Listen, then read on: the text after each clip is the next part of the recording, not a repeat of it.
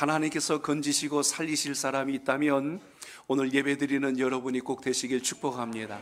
그러므로 우리의 심령의 문을 열고 주의 말씀을 담는 그릇은 하나님께서 가장 복된 축복의 그릇으로 삼아 주실 줄로 믿습니다.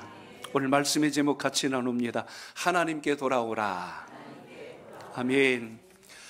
인생은 보는 시각에 따라, 관점에 따라서 결과가 달라질 수 있습니다. 긍정적인 믿음을 가지면 최악의 상황 속에서도 소망을 주시는 주님께 의지하고 붙들림을 받아서 마침내 그 열매가 주의 섭리 속에 있다는 걸 깨달을 줄로 믿습니다. 그래서 믿음이 있으면 우리의 고질병도 거기 점 하나 찍어서 고칠 병이 된다는 것을 기억하시고, 빌어먹을 놈이 벌어먹을 놈으로 바뀔 수도 있다는 것을 기억하시고, 어쩔 수 없는 인생이 어쩔 수 있는 인생으로 바뀌어질 수 있다는 것을 기억하셔서 오늘 주의 말씀이 다른 사람이 들을 말씀이 아니고 여러분이 듣고 바뀌어야 할 말씀인 줄로 믿고 승리하시길 바랍니다. 손에 망치를 쥐어주면 못만 보인대요. 내 손에다 꽃을 쥐어주면 사랑하는 사람들이 보여요. 이 꽃을 누구에게 줄고. 그러니까 여러분의 마음속에 복음의 꽃이 피면 이 좋은 말씀을, 이 귀한 말씀대로 어떻게 내가 향기를 낼 수 있을까? 오늘 그 은혜의 소망이 여러분 속에 있기를 바랍니다. 하나님의 역사를 인간의 관점으로 보면 다 실패한 것처럼 보여요. 근데 하나님의 관점으로 보면 이처럼 놀랍고 경이로운 일이 있을까? 인생으로 보면 끝장난 일이고 망한 일이고 실패한 건데 어쩌면 하나님은 이걸 이렇게 역전시킬 수 있을까? 성경의 역사가 그렇잖아요. 하나님께서 아담과 하와를 지어주셨는데 이 아담과 하와가 먹지 말라는 선악과를 먹어서 에덴 동산에서 쫓겨납니다. 인간의 관점에서 보면 하나님께서 실패하신 겁니다. 그러나 하나님의 관점에서 보시면 이미 메시아 예수 그리스도까지 먼 그림을 준비하시면서 하나님의 때를 준비하신 것이 주님의 큰 그림이라는 것을 기억하시기 바랍니다. 창세기 6장에 보니까 인생들이 워낙 완악하여서 하나님께서 물로 세상을 심판하시려고 했습니다. 노아에게 방주를 지으라고 하셨죠. 그리고 큰 물로 이제 세상을 물로 심판하십니다. 인간의 관점에서 보면 세상 망한 겁니다. 물로 끝장난 겁니다. 근데 하나님은 노아의 가족 8식구를 살려내서 다시 하나님의 나라 그 영광을 시작하셨다는 것을 기억하십시오. 창세기 11장에 보니까 인류가 여전히 악이 떠나지 아니하여 바벨탑을 쌓고 자기의 이름을 자랑하고 싶어하고 하나님처럼 높아지고 싶어하자 하나님께서는 언어를 혼잡게 하시고 세상을 흩으셨습니다. 사람의 관점으로 보면 하나님께서 인류를 무너뜨리신 것이고, 성령의 은혜의 관점에서 본다면 하나님은 새로운 인류를 준비하시며 더 큰 그림을 준비하고 계신 것을 우리가 보게 됩니다. 열왕기 상하서를 보면 이스라엘 역사에 많은 왕들이 등장합니다. 이스라엘도 북이스라엘 10나라와 남유다 유다 지파로 두 조각이 나버렸죠. 세상의 관점으로 보면 하나님 나라가 쪼개진 겁니다. 주님의 관점에서 보면 다시 하나님의 뜻을 이루고 성취하시려고 택한 백성들을 구별하신 것을 우리가 말씀 속에서 보게 됩니다. 결국 인류의 모든 역사는 사람의 관점으로 보면 다 안 되고 틀리고 못되고 실패한 거예요. 근데 주님의 관점에서 보니까 하나님은 그 속에서도 새로운 일을 준비하셨고 70년이란 포로 기간을 통하여 다시 하나님의 나라를 구축하고 일으키신 것을 보게 됩니다. 결국 여러분, 우리의 삶에서 깨달아야 될 게 있어요. 살다 보면 나는 하나님을 믿고 사는데 왜 질병이 찾아오고, 왜 어려움이 오고, 왜 물질적인 힘든 일이 오고, 직장에 문제가 생기고, 사업장에 문제가 생기고, 자식에 이런 문제가 생길까 하고, 인간의 관점으로 보면 절망스럽고 낙심할 일 투성이지만 하나님께서는 그 속에서도 무능하신 것이 아니라, 우리를 외면하신 것이 아니라, 실패하신 것이 아니라 더 크고 놀라운 일을 준비하며 이끌어가고 계신다는 사실을 믿음 안에서 분별할 수 있기를 바랍니다. 오늘 이사야서를 읽었어요. 이사야서는 당시에 함께 활동했던 예레미야 선지자와 함께 유다의 멸망에 대해서 선포한 말씀입니다. 그리고 마지막 끝자락에 가서는 하나님은 심판하시되 우리를 아주 버리시거나 내치신 것이 아니라 다시 건지실 것이다 라고 하는 희망의 메시지로 말씀을 전개합니다. 하나님의 백성들이 왜 이렇게 버림을 당하고 왜 이방 나라의 노예로 끌려갔을까? 그 근본을 놓고 보자면 하나님 말씀을 마음에 두기 싫어했고 우상을 숭배하며 불순종하는 일을 밥 먹듯이 했던 것이 하나님 백성들의 모습이었습니다. 그렇기 때문에 우리는 오늘 주의 말씀을 통하여 우리가 가지고 있는 생각보다, 내가 가지고 있는 뜻보다 더 크고 놀라운 생각과 계획을 가지신 하나님의 섭리를 발견해서 믿음의 승리자가 되시길 축복합니다. 세상을 살 때에 모든 사람들이 자기의 꿈을 가지고 있어요. 나는 사업을 해서 큰 돈을 벌어볼 거야. 어떤 사람은 나는 공부를 열심히 해서 크게 출세해야지.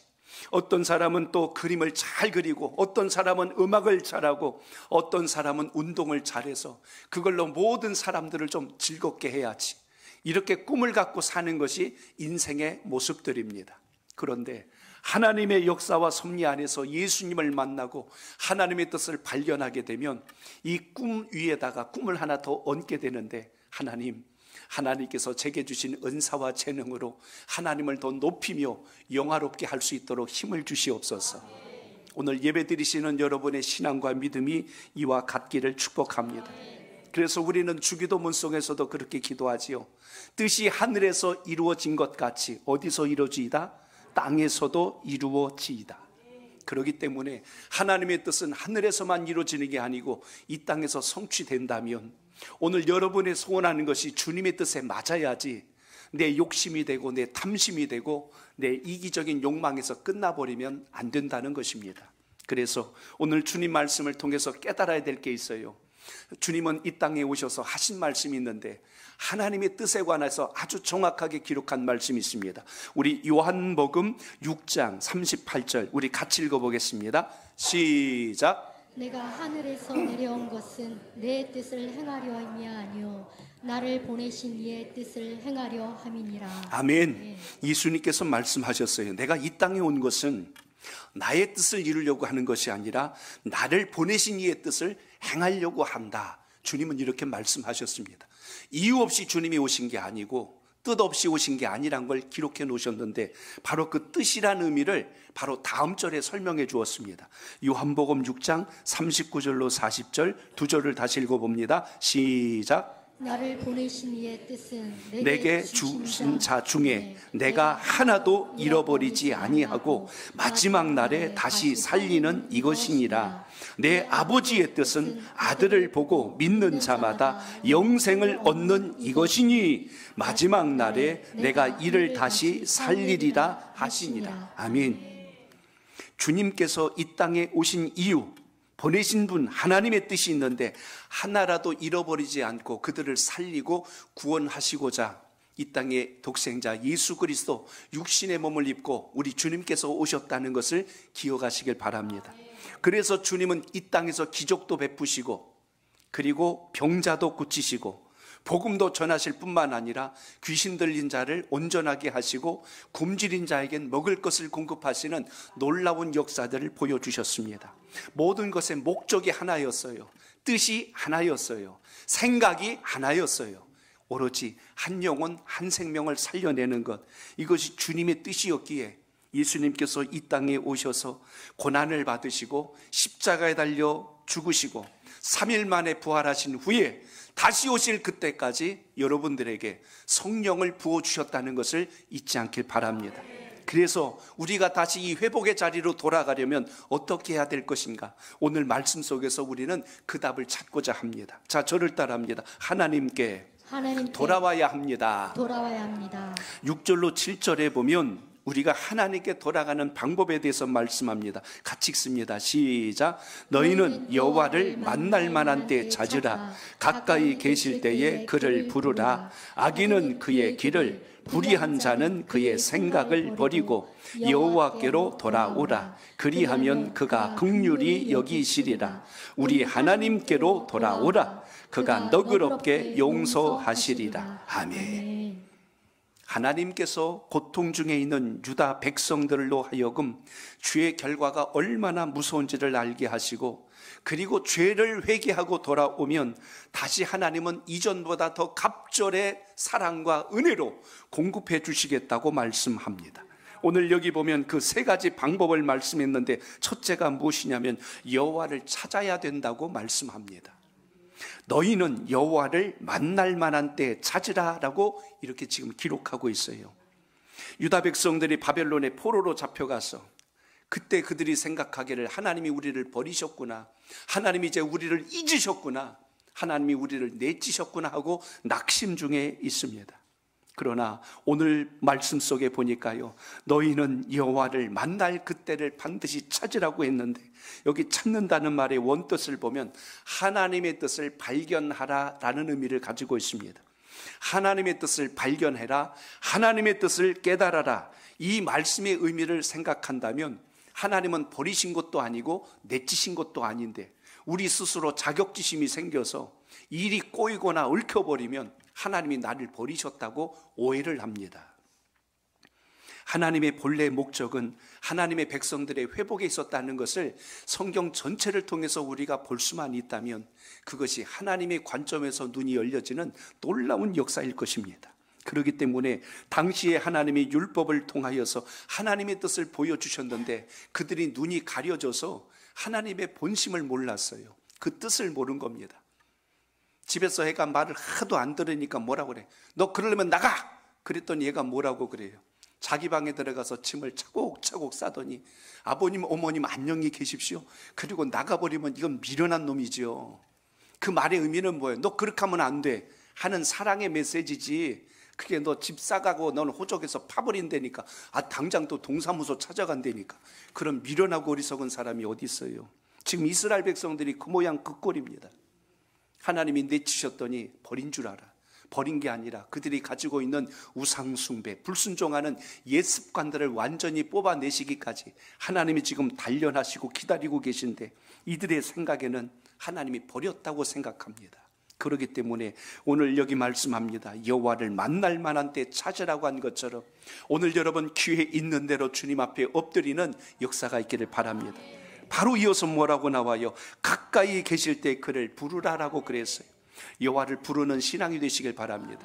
그게 뭐예요? 기도하는 거예요. 기도는 하지도 않으면서 하나님이 당연히 복 주실 거라고 생각해. 물론 여러분, 우리의 공로로 우리가 구원받은 거 아닙니다.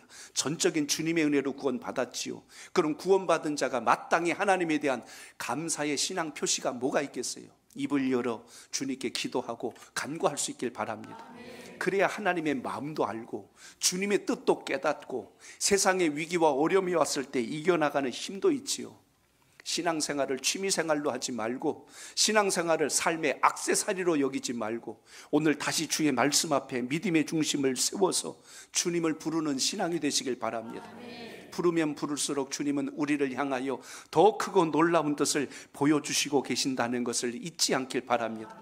자꾸 눈은 주를 바라보는데 마음과 생각은 우상에 가 있고 욕심에 가 있고 탐심에 가 있고 요행에 가 있는데 어떻게 그 속에서 하나님의 역사가 일어나요? 죄로 더러워진 우리의 심령 속엔 하나님의 역사가 일어나기가 어렵습니다. 그렇기 때문에 예배만 드리고 끝나는 신앙이 되지 말고 예배를 통해서 내 속에 숨어있는 죄악이 무엇인지를 발견해서 십자가 앞에 기도와 간구로 그것을 끊어내고 잘라내는 역사가 있길 바랍니다. 그래서 오늘 세 번째 이야기한 게 뭡니까? 악인은 그 길을, 불의한 자는 그 생각을 뭐 해래요? 버리라고 그랬어요. 한번 저를 따라합니다. 악한 길에서 떠나야 합니다. 아닌 걸 알았으면 떠나야 되는데 거기다 발 담그고 있으면서 그거 붙들고 앉아갖고 내 인생은 왜 그래 하고 있으면 그게 어떻게 해결이 되겠어요? 그렇기 때문에 하나님의 사람들은 항상 회개라고 하는 건 입술에서 끝나는 게 아니고 우리의 삶을 통하여 이것이 변화가 되고 증거가 될 수 있기를 바랍니다. 하나님 말씀 듣고 은혜 받았습니다 라고 하는 것은 우리 귀를 달콤하게 하고 마음의 평안을 얻었다고 끝나는 게 아니고 그 말씀대로 우리가 살아낼 때 비로소 그것이 은혜의 역사라는 것을 잊지 않길 바랍니다. 기도는 내 소원만 쏟아내고 넋두리하고 끝나는 게 아니고 그 기도를 통해서 하나님께서 나에게 원하시는 게 뭘까, 이걸 발견하고 생각과 행동을 바꿀 때 응답이 되고 능력이 될 줄로 믿습니다. 뚜껑 닫아놓은 그릇은 아무리 폭포수와 같은 은혜가 부어져도 한 방울도 안 들어가요. 종지그릇 같은 그릇 놓고 한 바가지 어마어마한 기적과 같은 복을 담아달라고 하면 거기다가 엄청난 물을 부어보세요. 복을 보면 그 종지그릇 깨져버립니다. 담을 수 있는 그릇이 되고 담을 수 있는 준비가 되고 사모하는 마음이 여러분 속에 있기를 바랍니다. 그렇기 때문에 우리의 생각과 가치관이 그래서 중요합니다. 생각은 그 사람의 인격이라고 그랬어요. 그래서 생각이 뭘 낳는다고 합니까? 행동을 낳는다. 손이 지 마음대로 가고 발이 지 마음대로 안 가요. 어느 사람이 소를 훔쳐가다 붙들렸어요. 그랬더니 그렇게 이야기합니다. 저는 마음이 없는데 이 손이 가서 고삐를 끌고 왔어요. 저는 그럴 마음이 전혀 없었는데 이 발이 가가지고 그랬어요. 그건 믿을 사람이 어디 있냔 말이에요. 내가 생각하고 마음을 먹으니까 눈이 가고 손이 가고 발이 갔지. 그렇기 때문에 생각은 행동을 낳고 행동이 반복되면 습관이 됩니다. 습관이 반복되면 이게 그 사람의 성품이 되고 그 성품이 결국 그 사람의 운명을 결정합니다. 오늘 우리들의 마음속에 주님의 생각이, 주님의 뜻이 새겨지는 기회가 되시길 바랍니다. 여러분 잠언서를 한번 읽어볼까요? 4장 23절 시작. 모든 지킬 만한 것 중에 더욱 내 마음을 지키라. 생명의 근원이 이에서 남이니라. 아멘. 성을 지키는 자보다 내 마음 지키는 게 더 어렵다고 그랬습니다.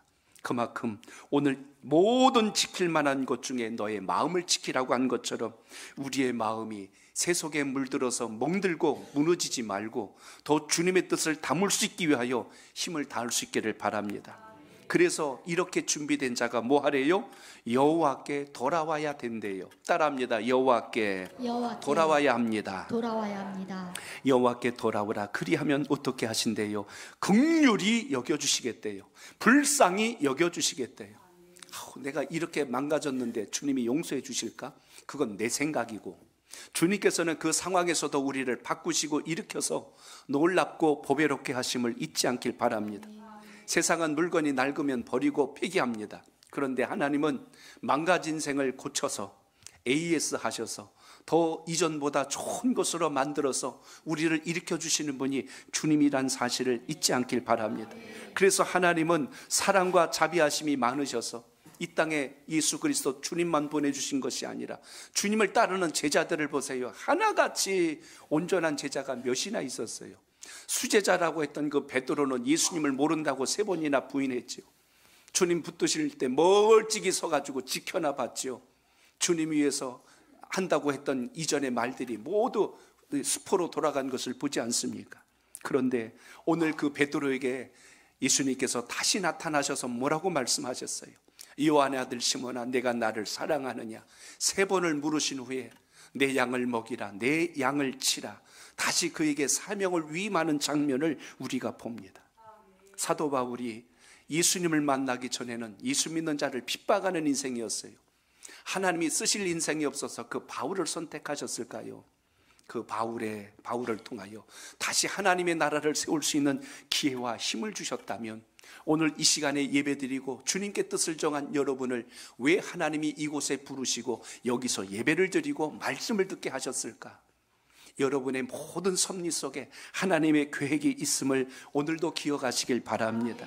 그러므로 이제 우리가 뭘 알아야 될까요? 저를 따라합니다. 하나님의 뜻을 깨달아야 합니다.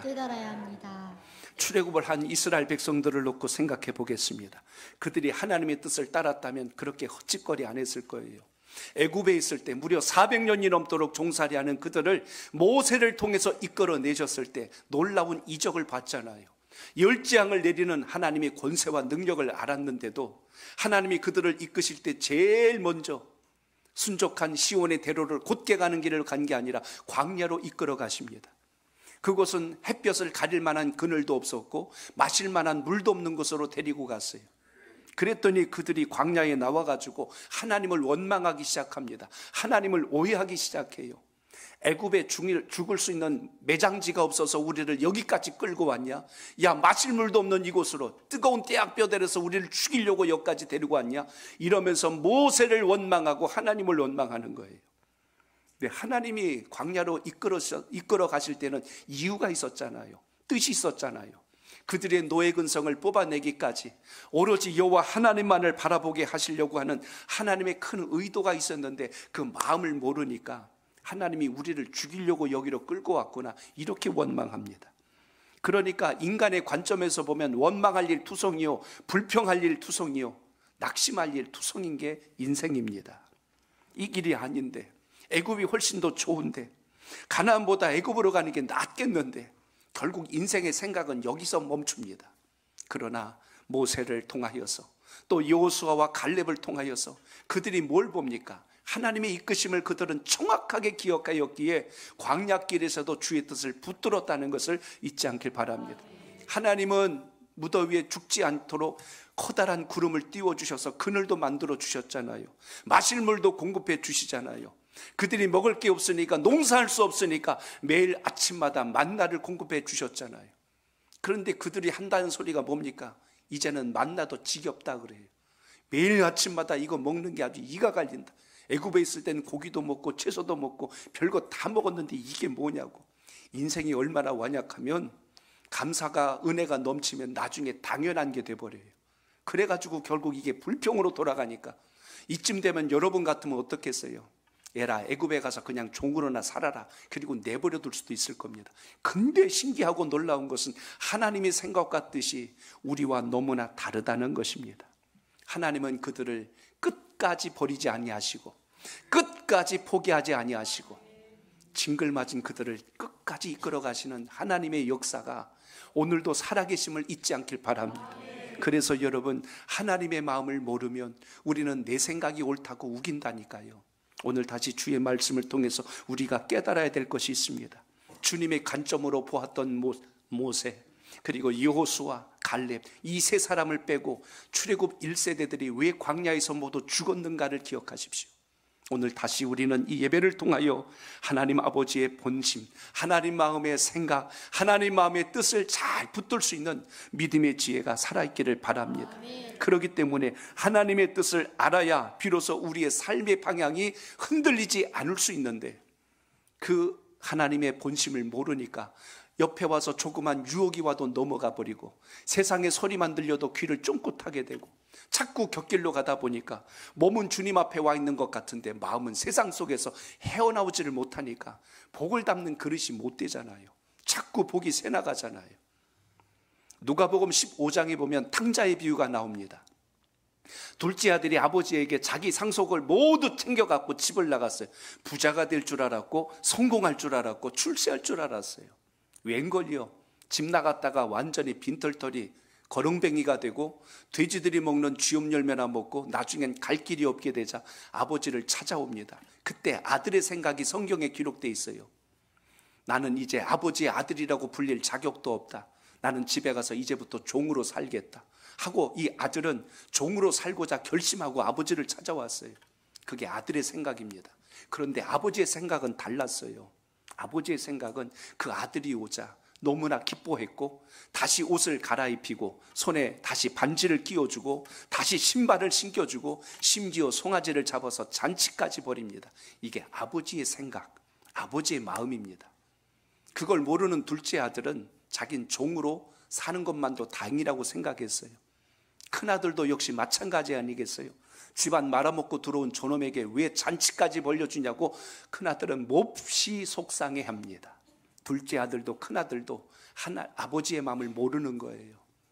오늘 인생을 살면서 제일 중요한 것, 하나님의 뜻과 마음을, 그 생각을 발견할 수 있는 지혜가 있길 바랍니다. 그럼 오늘 조금 힘들고 어려워도 그것 때문에 인생을 비관하거나 낙심하지 않습니다. 하나님이 주신 생명, 하나님 주신 은혜, 하나님 주신 여러분의 재능과 은사가 아름답고 값지게 세워지길 축복합니다. 인생을 함부로 막 살지 말고 은혜를 따라 살 수 있게 축복합니다. 아침에 눈을 뜨고 오늘 이 시간에 예배 드릴 수 있는 게 얼마나 큰 복인가를 기억하시길 바랍니다. 예배할 수 있는 특권을 주신 하나님, 하나님의 자녀로 살아갈 수 있는 은혜를 주신 하나님, 오늘 그 믿음 가지고 다시 소망을 얻기를 축복합니다. 창세기 37장을 보세요. 거기 요셉 이야기가 나옵니다. 요셉의 이야기는 많이 들어서 여러분 잘 아실 거예요. 요셉에게 꿈을 주신 하나님께서 마침내 그를 애굽의 총리가 되게 하시고 그를 통하여 하나님의 백성들 큰 민족을 다시 일으키시는 이야기가 말씀 속에 기록되어 있습니다.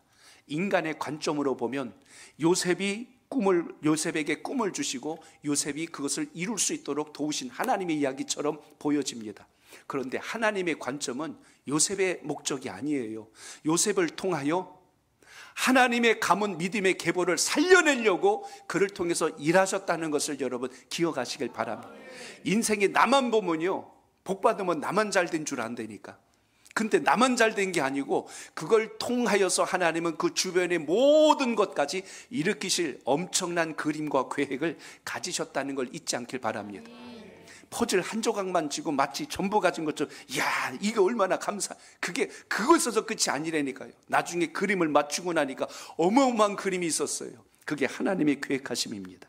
그래서 하나님은 요셉을 통하여서 요셉의 꿈을 이룬 것이 아니라 그를 통하여서 하나님께서 큰 민족을 이루려고 했던 거대한 그림을 완성하셨다는 것을 잊지 않길 바랍니다. 그러니까 요셉만 보고 부러워하지 말고 그를 통해서 일하시는 하나님을 만나야 그게 복입니다. 오늘 여러분 삶 속에 당장 기도하는 몇 가지 그거 얻었다고, 재물 얻고 건강 조금 낫다고, 아니면 자식 조금 학교 들어가고 여러분 계획한 게 됐다고 할렐루야 하면서 그걸로 인생 신앙 다 한 것처럼 하지 말고, 왜 하나님은 나를 존귀하게 하셨을까? 하나님 왜 나에게 이 은혜와 복을 주셨을까? 그 그림을 볼 줄 아는 은혜가 있기를 바랍니다. 요셉은 그걸 본 사람이에요. 그렇기 때문에 나중에 형제들이 곡식을 구하러 왔을 때 그때 요셉이 깨닫지 않습니까? 하나님께서 나를 여기에 총리로 세우신 이유가 있었구나. 그걸 비로소 발견하고 그 형제들과 대화하는 내용 속에 아주 중요한 세 군데 말씀이 있는데요, 그게 요셉이 하나님의 뜻을 깨닫고 발견한 고백입니다. 자, 우리 한번 읽어봅니다. 창세기 45장 5절이에요. 같이 봅니다. 시작. 당신들이 나를 이곳에 팔았다고 해서 근심하지 마소서, 한탄하지 마소서. 하나님이 생명을 구원하시려고 나를 당신들보다 먼저 보내셨나이다. 아멘. 거기 보면 자기 형제들에게 뭐라고 그랬어요? 하나님이 생명을 구원하시려고 나를 당신들보다 먼저 여기 보낸 겁니다. 사실은 형제들이 어떻게 했어요? 요셉을 애굽에다 인신매매한 겁니다. 팔아버렸거든요. 인간의 관점으로 보면 요셉은 한을 품어야 돼요. 내가 이 형제들 만나면 내가 성을 간다, 내가 이놈들 그냥 두나 봐라. 요셉은 지금 권세까지 가졌잖아요. 얼마든지 복수할 수 있었고 응징할 수 있었는데 요셉은 하나님의 뜻을 본 겁니다. 하나님께서 나를 이곳에 보내시려고 형님들을 통하여 나를 이곳에 팔게 하셨구나. 그래서 부들부들 떨고 있는 자기 형제들에게 지금 그 이야기를 하는 겁니다. 이 말씀을 한 번 더 덧붙여서 설명한 게 바로 다음 절에 나오는 7절에서 8절이에요. 다시 봅니다. 시작. 하나님이 큰 구원으로 당신들의 생명을 보존하고 당신들의 후손을 세상에 두시려고 나를 당신들보다 먼저 보내셨나니, 그런즉 나를 이리로 보낸 이는 당신들이 아니요 하나님이시라. 하나님이 나를 바로에게 아버지로 삼으시고 그 온 집의 주로 삼으시며 애굽 온 땅의 통치자로 삼으셨나이다. 아멘. 여기 두 가지가 나옵니다. 하나는 나를 이곳에 보내신 이유는 형님들뿐만 아니라 우리 집안뿐만 아니라 우리 다음 후세까지, 다음 세대까지 살리시려고 하나님이 나를 여기다 보내신 겁니다. 요셉이 뭘 본 거예요? 하나님의 뜻을 본 겁니다. 하나님의 계획하심을 본 거예요. 봤지? 내가 여기서 총리 된 거 봤지? 내 꿈꾼 거 맞은 거 봤지? 이게 아니라니까요. 형님들, 제가 여기서 총리가 된 건 이러려고 온 게 아니라 하나님이 우리 집안 식구들을 포함하여 앞으로 큰 민족을 지금 준비하시려고 이렇게 하신 겁니다. 그래서 뭐라고 그래요? 내가 여기서 나의 부친을 바로로 삼을 정도로, 나의 주로 삼을 정도로 나에게 이런 귀한 총리의 직을 맡겨준 것도, 애굽의 온 땅을 통치할 수 있는 권세를 주신 것도, 거기 뭐라고 붙어 있어요? 하나님이라고 돼 있잖아요. 내가 잘나고 내가 똑똑하고 내가 꿈을 잘 풀어서 총리가 되고 권세자가 된 게 아니라 이렇게 하신 하나님이 계십니다. 여러분의 삶 속에 이 주님과의 동행하는 믿음의 역사가 있기를 바랍니다. 그래서 창세기가 끝나는 바로 50장 끝자락에 요셉이 한 번 더 언급한 말씀을 읽어보겠습니다. 창세기 50장 19절로 21절 시작. 요셉이 그들에게 이르되 두려워하지 마소서. 내가 하나님을 대신하리이까. 당신들은 나를 해하려 하였으나 하나님은 그것을 선으로 바꾸사 오늘과 같이 많은 백성의 생명을 구원하게 하시려 하셨나니 당신들은 두려워하지 마소서. 내가 당신들과 당신들의 자녀들을 기르리이다 하고 그들을 간곡한 말로 위로하였더라. 아멘. 여기 보시면 하나님께서 모든 것을 무엇으로 바꿨대요? 선으로 바꾸셨다. 형님들은 나에게 악하고 불의하게 행했지만 그 불의한 일까지도 하나님은 선으로 옮기셨습니다. 여러분이 신앙의 눈이 떠지면 지금 여러분 삶 속에 닥치는 위기와 어려움까지도 하나님이 뒤집어서 복으로 만드신다는 것을 여러분 기억하시길 바랍니다. 그 영안이 열릴 수 있어야 합니다. 지금 형들은 두려운 거예요. 아버지 야곱이 세상을 떠나자 이제 요셉이 자기들에게 복수할 줄 아는 거예요. 그러니까 아버지 그늘 아래 있었기 때문에 여지껏 자기들이 보존된 줄 알고 이렇게 있다가 야곱이 세상을 떠나자 이제 큰일 났다. 이제는 아버지도 세상을 떠났으니 저 요셉이 분명히 우리에게 복수할 거야. 그런 그 마음을 또 요셉이 본 겁니다. 그래서 이야기하잖아요. 형님들 두려워하지 마십시오. 내가 감히 하나님을 대신하겠습니까? 생명은 내 손에 있는 게 아니고 누구 손에? 하나님의 주권적 섭리 속에 있다는 것. 그러니까 인생을 살면서 여러분의 생명이 하나님 편에 있다는 걸 기억하셔야 합니다. 그렇기 때문에 오늘 하나님의 뜻은 단순히 형들의 가족뿐만 아니라 우리 모든 식구들과 앞으로 하나님이 행하실 그 후대들을 위하여 준비한 것이니 두려워하지 마소서. 내가 끝까지 살아있는 동안 책임지겠습니다. 요셉은 원한을 용서로 갚습니다. 왜 이게 가능할까요? 하나님의 관점에서 하나님의 생각과 하나님의 뜻을 발견하게 되니까 원수 맺는 자가 되지 않고 용서하는 자가 관용하는 자로 바뀌어진 것을 보게 됩니다.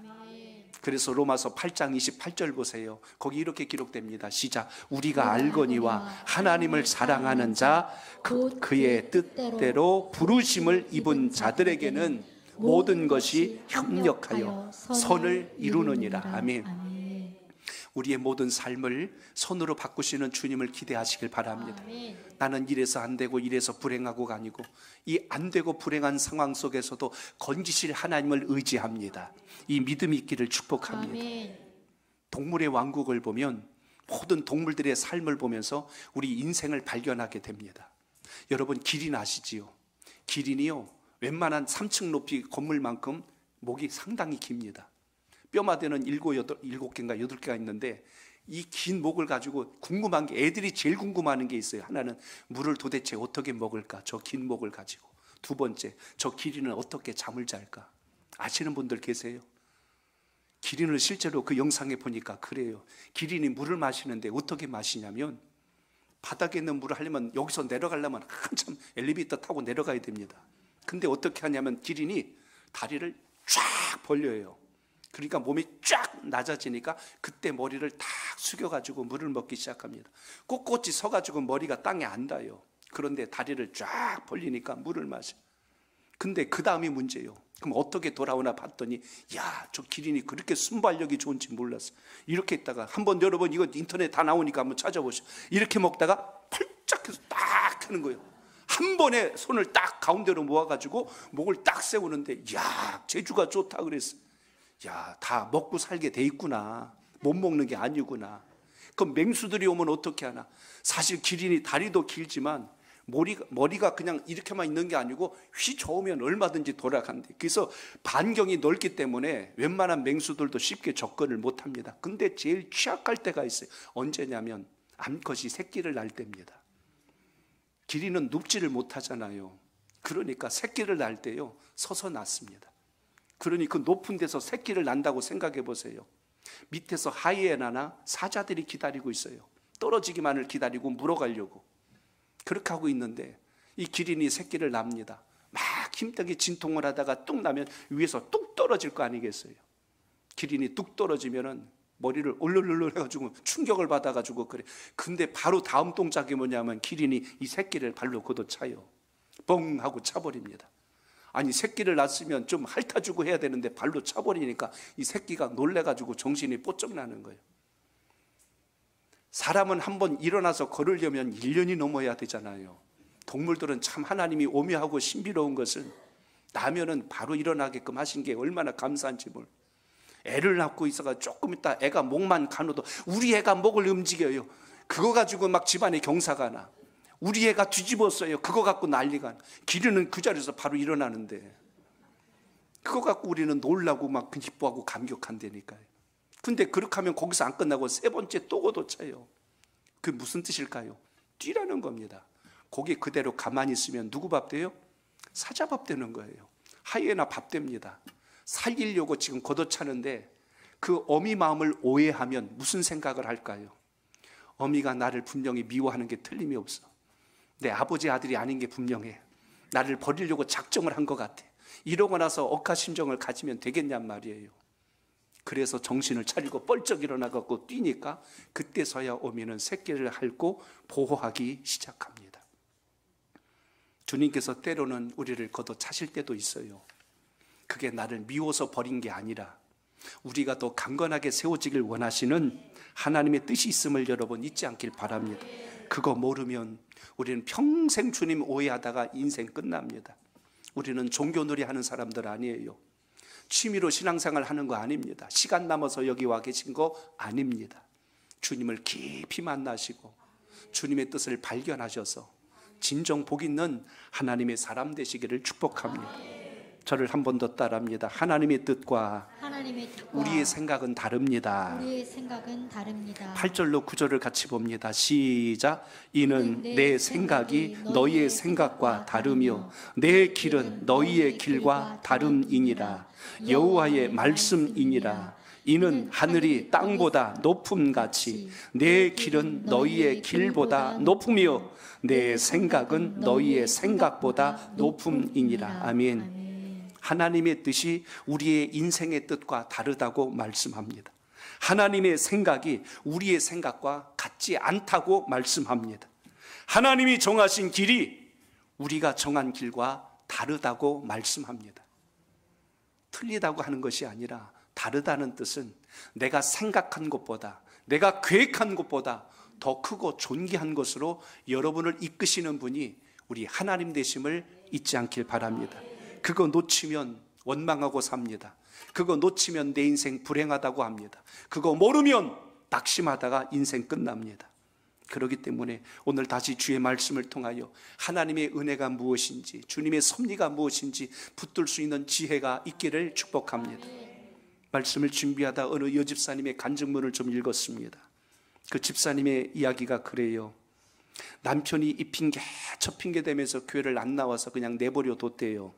근데 어느 날 이 남편이 집을 나가버렸어요. 가출을 했어요. 나중에 알고 보니까 다른 여자와 눈이 맞아서 외국으로 도망을 쳐버렸어요. 엎친 데 덮친 격으로 이 남편이 여기저기 저질러 놓은 일이 많아갖고 빚이 몽땅 집으로 그 통지서가 날라왔어요. 결국 집이 경매에 넘어갑니다. 신용불량자가 되어서 이제 애들하고 어떻게 살아야 될지 막막한 상황이 돼서 결국 집도 정리가 됐고 지하 단칸방으로 이사를 합니다. 살 길이 너무 막막했대요. 분하고 원통해서 견딜 수가 없다고 했습니다. 처음에는 기도조차 나오지 않았고 눈물만 흘리면서 시간을 보냈습니다. 앞으로 이 애들을 데리고 어떻게 사나, 차라리 죽어버릴까 별 생각을 다 했답니다. 그런데 그러던 중에 이를 악물고 그래도 하나님을 의지하고 살아야 되겠다고 결심을 하고 시댁과 친정이 혹시라도 알면 걱정할까 봐 알리지 않았어요. 그리고 조용히 하나님만 바라보고 이제 신앙생활 하면서 삶을 위해서 이제 일을 해야 되지 않겠어요. 그래서 새벽에는 우유 배달을 했고 낮에는 식당에 가서 일을 했답니다. 처음 남편을 생각할 땐 정말 죽이고 싶을 정도로 미웠는데 시간이 점점 흐르면서 그 남편이 불쌍해지기 시작하더래요. 그러면서 왜 진작 내가 전심을 다해서 전도하지 않았을까? 조금이라도 그에게 복음을 전했더라면, 내버려 두지 말고 복음을 전했더라면 이 지경까지는 않았을 텐데 하는 후회가 막 들어오더래요. 그리고 더 하나님께 간절히 기도했고 그런데 주변에서 이제 이 집안 사정을 알게 되니까 여기저기서 걱정을 해줍니다. 아니, 그런 인간하고 왜 사냐고, 당장 때려치고 이혼하라고. 심지어는 교회에서도 이제 이게 알려지기 시작을 했어요. 그러니까 교회 식구들조차도 이야기합니다. 당장 이혼하라고. 주변에서 더 난리가 났어요. 근데도 이 집사님은 끝까지 포기하지 않고 기도했답니다. 그런데 남편의 영혼을 놓고 기도하고 있던 중에 어떤 일이 생겼냐면, 어느 날 시댁에 이제 이게 알려진 겁니다. 시어머니가 찾아왔어요. 자초지정을 다 알게 된 겁니다. 너무나 늦게 알았죠. 시어머니가 며느리를 붙들고 엉엉 울면서 대성통곡을 합니다. 한마디도 내색하지 않고 지금까지 고생하고 자식들 건사하며 지낸 이야기를 듣고 나니까 눈물이 쏟아진 거예요. 그리고 그 며느리가 그렇게 고맙고 감사하더랍니다. 시어머니가 집으로 돌아간 후에 시댁에서 연락이 왔어요. 아가, 애들 데리고 좀 오너라. 집에 왔더니 시아버지가 아파트 한 채를 계약해 놓고 너희 거기 들어가서 살으라고 그렇게 집을 준비해 주더랍니다. 그동안 교회를 다니지 않던 시부모님들이 그때 중요한 이야기를 했어요. 이렇게 착하고 귀한 며느리가 왔는데 그 믿는 하나님을 보니 참 귀하다는 걸 내가 이제 알았구나. 그러더니 시아버지도 시어머니도 나도 이제 교회 같이 나가겠다 하고 신앙을 하겠다고 결심을 한 겁니다.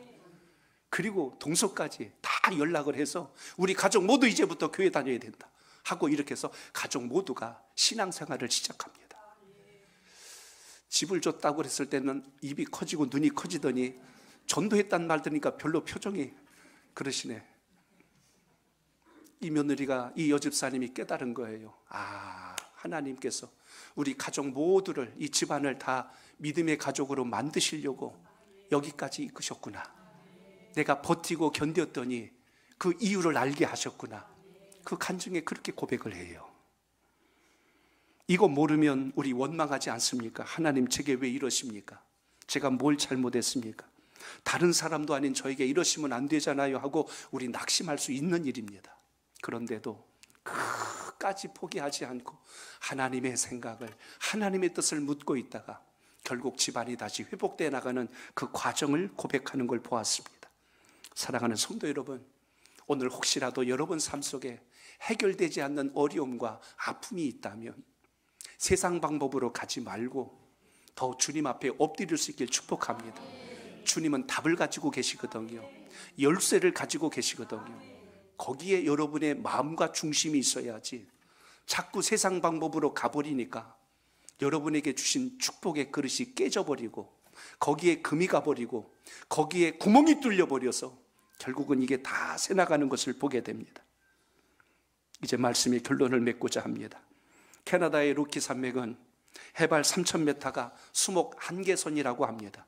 수목 한계선이라는 것은 그 이상에서는 더 이상 식물이 자랄 수가 없어요. 나무건 풀이건 어떤 생명체도 살 수 없을 만큼 척박하고 공기도 없고 그리고 살 수 있는 환경이 아니기 때문에 그렇습니다.